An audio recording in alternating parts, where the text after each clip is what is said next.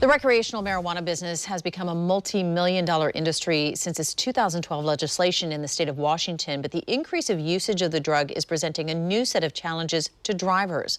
Fox 12's Tony Martinez has more in today's Behind the Wheel. You have marijuana in the car? Oh, sir. Are you around it tonight?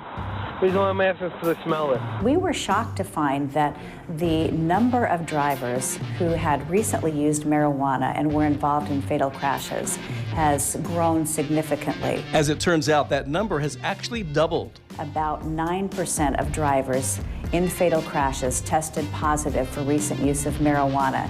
That number doubled to 18% in the 5 years after marijuana was legalized. Those numbers come from new research from the AAA Foundation for Traffic Safety. This is really the first time we've been able to look at data from a state before marijuana was legalized and then 5 years after. What those results mean as far as drivers are concerned is that marijuana is in the same company as any other intoxicant, a fact that some people have been slow to recognize. I smoke, and I just finished smoking my marijuana, which is probably why you smell it. With marijuana, I think there is still some misunderstanding and some misconceptions out there. Just because it's legal and recommended by your doctor doesn't mean it's safe for you to use before getting behind the wheel. Why do you drive around smoking? You know that's not a good idea, right? Yeah, I do. Recreational use of marijuana is now legal in 11 states, including Oregon and Washington.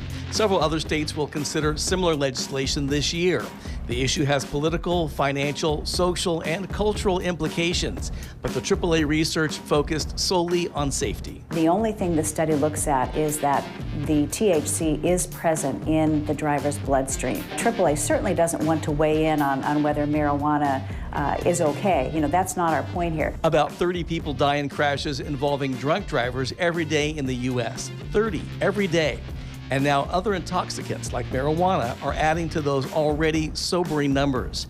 Enforcement of existing DUII laws helps, but it's no replacement for basic driver responsibility. If you are using marijuana, it's not safe to get behind the wheel. And if you plan to drive, don't use marijuana. I'm Tony Martinez, Fox 12 Oregon. Boy, it's as simple as that, right? Yeah, it really is. And in Portland this year, we're just like midway through March, there's been 10 traffic deaths in Portland already this year. That's twice as many as last year at the same time. So, I mean, driving obviously is a dangerous endeavor, but you just make it more difficult with impairment. So, just make good choices. Yeah. That's what it comes down to. All right, Tony, thank you. Yeah, Very eye-opening.